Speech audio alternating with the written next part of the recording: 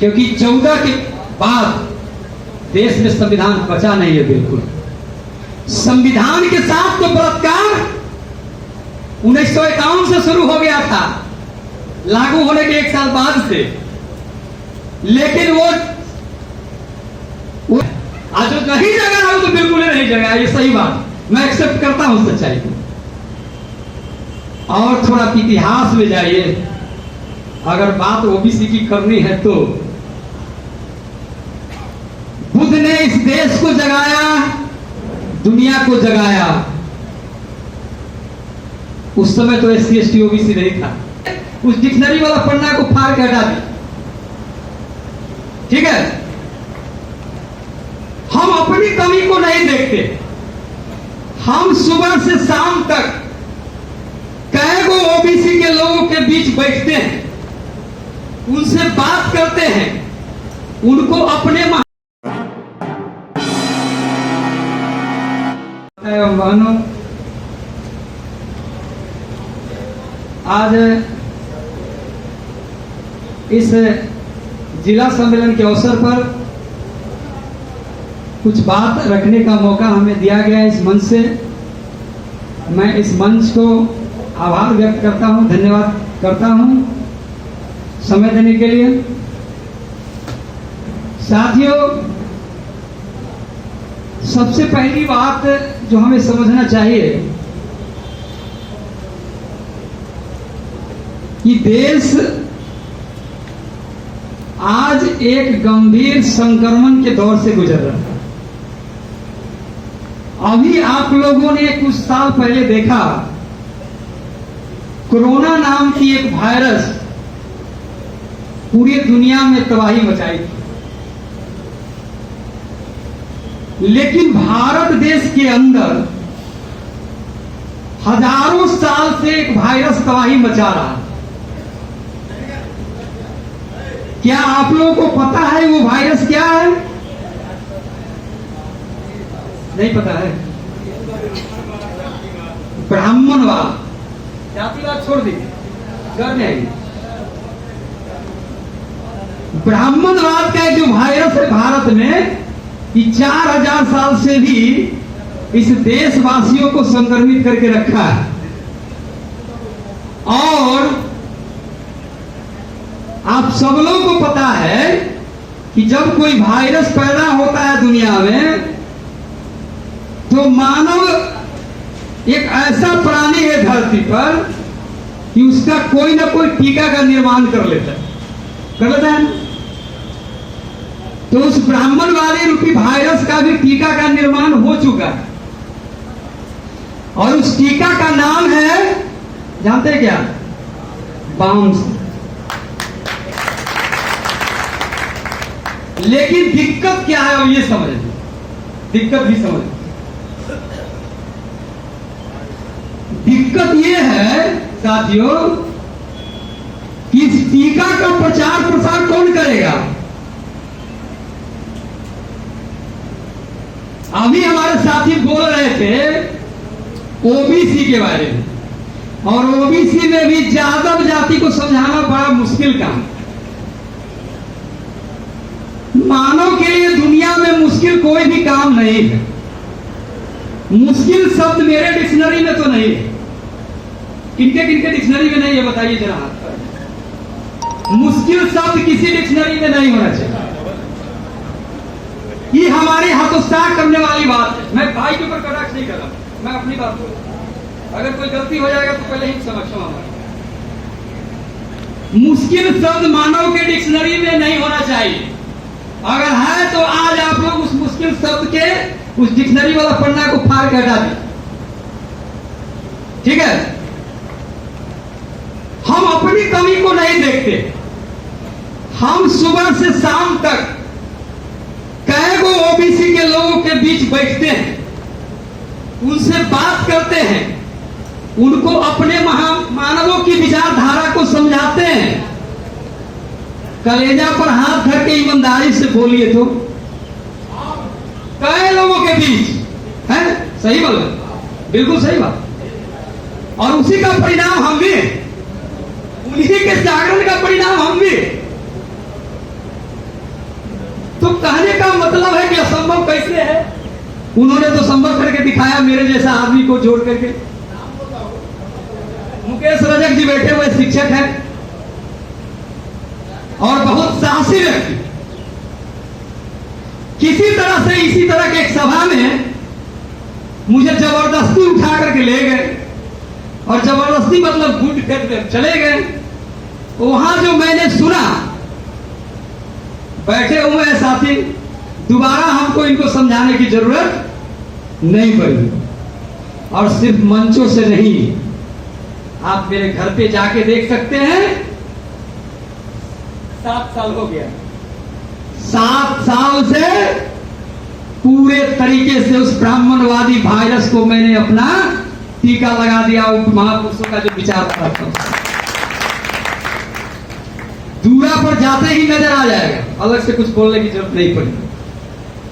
मंच पर हम लोग बोलते तो बहुत। इस देश का सबसे बड़ा दुर्भाग्य है कि हम बहुजन मूल निवासी, जिसकी एक पहचान होनी चाहिए मूल निवासियों का, इस मंच से तो कम से कम इस तरह का बात हमको नहीं बोलना चाहिए। ठीक है, संवैधानिक शब्द SC ST तो बोलिए, OBC बोलिए, लेकिन ये बोल के हम लोग क्या करना चाहते हैं? ये बोल के हम निकल जाना चाहते हैं तो इससे संभव नहीं है, चलना पड़ेगा सर। दूसरी बात ये कहना चाहते हैं कि OBC जो जग गया है वो पक्का से जग गया है,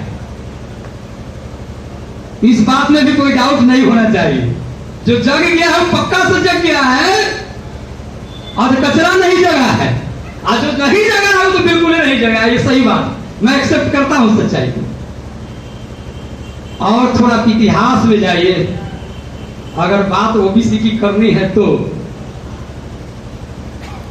बुद्ध ने इस देश को जगाया, दुनिया को जगाया। उस समय तो SC ST OBC नहीं था, हम नहीं कह सकते कि OBC थे। आप समझदार लोग बैठे हुए, सब बात बोलना जरूरी नहीं है, समझने के लिए भी छोड़ना चाहिए। ज्योतिबा फूले 200 साल पहले जगाया इस देश को। शायद उस समय भी बाबा साहब का संविधान नहीं था क्या? उस समय भी SC ST OBC नहीं था। सयाजीराव गायकवाड़ और साहू जी महाराज, बाबा साहब जैसे विद्वान दिया इस भारत को। रोका खड़ा हो जाता है, बाबा साहब का नाम लेते हैं। मैंने जब बाबा साहब को पढ़ा तो मैं भावुक हो जाता हूं उनका नाम लेने से। उससे ज्यादा संघर्ष करने वाला व्यक्ति और उतना त्याग करने वाला व्यक्ति भारत की धरती पर अभी तक पैदा नहीं हुआ। और ओशो जैसा दार्शनिक कहता है कि शायद आने वाला कुछ साल तक वैसे व्यक्ति इस धरती पर पैदा नहीं हो। आपको गौरव होना चाहिए। मैं बांटने वाली बात इस मंच से नहीं करता, चाहे कहीं से नहीं करता। ये समझने के लिए मैं बात बोला हूं साथी। और अगर आज के संदर्भ में देखा जाए, क्योंकि समय कम है, ज्यादा नहीं बोलेंगे, हमको नोटिस मिलने से पहले हम खत्म करते हैं। आज के संदर्भ में अगर बात किया जाए तो जो लोग भी गलतफहमी में पड़े हुए कि संविधान बचाना है, ये बात बोलना छोड़ देना चाहिए हम, क्योंकि 14 के बाद देश में संविधान बचा नहीं है बिल्कुल। संविधान के साथ तो बलात्कार 1951 से शुरू हो गया था, लागू होने के 1 साल बाद से। लेकिन वो जो एक बैठा हुआ लोग था 70 साल पहले, 70 साल से, वो थोड़ा मर्यादा में करता था। ये 2014 से इस सब मर्यादा को तोड़ करके, और मैं पूछना चाहता हूं बैठे विद्वान साथियों से कि क्या कोई भी कानून पार्लियामेंट में डिस्कशन में जाता है, बहस होता है क्या? फिर कौन भ्रम में पड़े हुए कि संविधान से देश चल रहा है? अरे ये देश ऑटो पायलट मोड में चल रहा है, संविधान से नहीं चल रहा है। सामने घटना है मणिपुर, और जादव बंधुओं से थोड़ा सा हम कहना चाहते हैं, जातीयता की बात नहीं, क्योंकि हम उस ब्राह्मण के द्वारा बनाए हुए जादव जाति से आते हैं। हमारी पहचान मूल निवासी है। मैं जादव हूं नहीं, समझने के लिए बोलना पड़ता है कि ब्राह्मणों ने जादव बनाया था, अब जादव नहीं। ये जो हमारा कौम है जादव जाति का, यहां ये क्षत्रिय का एक टगमा लेके घूम रहे हैं। ये बोलका गलत फहमी में पड़े हो। तो मैं आज इस मंच से बोलता हूं, हम हर जगह बोलते हैं ये बात, अगर किसी को डिस्कशन करना होगा तो कर सकते। ये क्षत्रिय का तगमा लेके जो घूम रहे हैं, उज्जवल यादव के साथ घटना हुआ तो अब कहां थे आपका क्षत्रियत्व? इसी मोतिहारी में उज्जवल यादव से रंगदारी मांगा गया, और नहीं देने पर उसको जूता पर थूक के चढ़वाया गया, पीटा गया, उसको मारा गया। कहां था तुम्हारा क्षत्रियत्व भाई? कौन गलत फहमी में पड़े हुए हैं? जगिए, और नहीं जगिएगा तो सब बारी बारी से पीटे जा रहे हैं, हम भी पीटे जाएंगे। लेकिन एक बात तय है कि जो लड़ने वाला होता है वो पीटा नहीं जाता है, वो या तो पिटता है या तो मरता है। पीटाता है नहीं, पीटता है या मरता है। पीटे तो वो जाते हैं जो दुबक करके घरों में बैठे रहते हैं। इसीलिए लड़ाई बहुत गंभीर है, इनको समझिए। और मैं अपने कार्यकर्ता जो फुल टाइम काम कर रहे हैं बामसेट के लिए, उनसे आग्रह है कि दोषारोपण करने से पहले हमको अपने अंदर झांकना है कि हम प्रतिदिन कितने लोगों को जगाते हैं। बातें बहुत सारी हैं, एक बार आप मेरे साथ बोलिएगा, क्योंकि हमारी पहचान एक ही है। जय मूल्यवासी, जागो मूल्यवासी, जय मूल्यवासी, जय मूल्यवासी, जय मूल्यवासी, जय भारत, जय संविधान। चलिए, बहुत बहुत आभार डॉक्टर रामनरेश सिंह, भारतीय मूल निवासी सांस्कृतिक मंच प्रदेश अध्यक्ष की बात को आप सुन रहे थे।